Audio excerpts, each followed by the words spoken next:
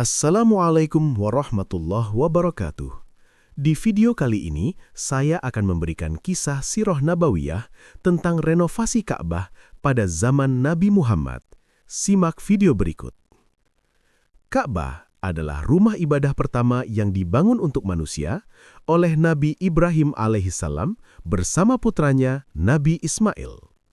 Sejak saat itu, Ka'bah menjadi pusat ibadah dan orang-orang dari berbagai penjuru datang untuk tawaf mengelilinginya. Namun, seiring berjalannya waktu, bangunan Ka'bah mengalami kerusakan. Ditambah lagi, kaum Quraisy yang menjadi penjaga Ka'bah menyalahgunakan fungsinya dengan meletakkan berhala-berhala di sekitarnya. Pada masa muda Rasulullah SAW, Makkah dilanda banjir besar. Air mengalir deras dari perbukitan sekitar hingga merusak dinding Ka'bah yang sudah tua. Sebagian sisi bangunan runtuh, dan para pemimpin Quraisy khawatir Ka'bah akan roboh sepenuhnya. Melihat kondisi ini, mereka bersepakat, kita harus merenovasi Ka'bah, membangunnya kembali agar lebih kokoh dan terhormat. Namun ada syarat yang mereka sepakati bersama. Biaya renovasi hanya boleh diambil dari harta yang bersih dan halal. Tidak boleh dari hasil riba, perjudian, perampokan, atau penindasan.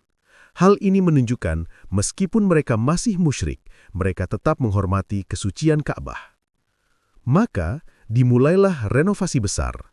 Batu-batu diambil dari gunung-gunung sekitar Mekah, dan kayu-kayu didatangkan dari kapal yang karam di tepi Laut Jeddah. Setiap kabilah Quraisy mendapat bagian dinding untuk dibangun. Mereka bekerja bersama dengan penuh semangat. Namun, ketika pembangunan sampai pada bagian penting, yakni meletakkan Hajar Aswad, muncullah perselisihan besar. Siapa yang berhak mengangkat batu suci itu dan meletakkannya di tempat semula? Setiap pemimpin kabilah merasa dirinya yang paling pantas. Perdebatan memanas, bahkan hampir terjadi pertumpahan darah. 4 atau 5 hari mereka berselisih, hingga akhirnya ada seorang tua Mekah yang berkata, serahkan keputusan kepada orang pertama yang masuk ke pintu Masjidil Haram besok pagi. Semua setuju, dan takdir Allah pun memperlihatkan kebijaksanaannya. Orang pertama yang masuk adalah Muhammad bin Abdullah, pemuda berusia sekitar 35 tahun, yang dikenal dengan sebutan Al-Amin, orang yang terpercaya. Begitu melihat beliau, semua berseru gembira. Inilah Al-Amin, kami rela dengan keputusannya. Rasulullah dengan penuh kebijaksanaan berkata, mari kita gunakan kain ini. Letakkan Hajar Aswad di tengahnya, dan setiap pemimpin kabilah memegang salah satu ujung kain. Kemudian angkatlah bersama-sama.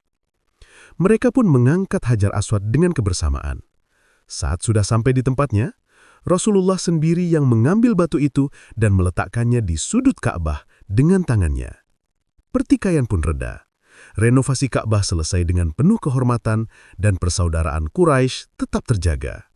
Peristiwa ini menunjukkan bahwa sejak muda Rasulullah SAW sudah dikenal sebagai sosok pembawa perdamaian, penengah yang adil, dan pribadi yang amanah. Renovasi Ka'bah bukan hanya sekedar pembangunan ulang sebuah bangunan suci, tetapi juga menjadi saksi bagaimana Allah menyiapkan Rasul-Nya untuk menjadi pemimpin manusia.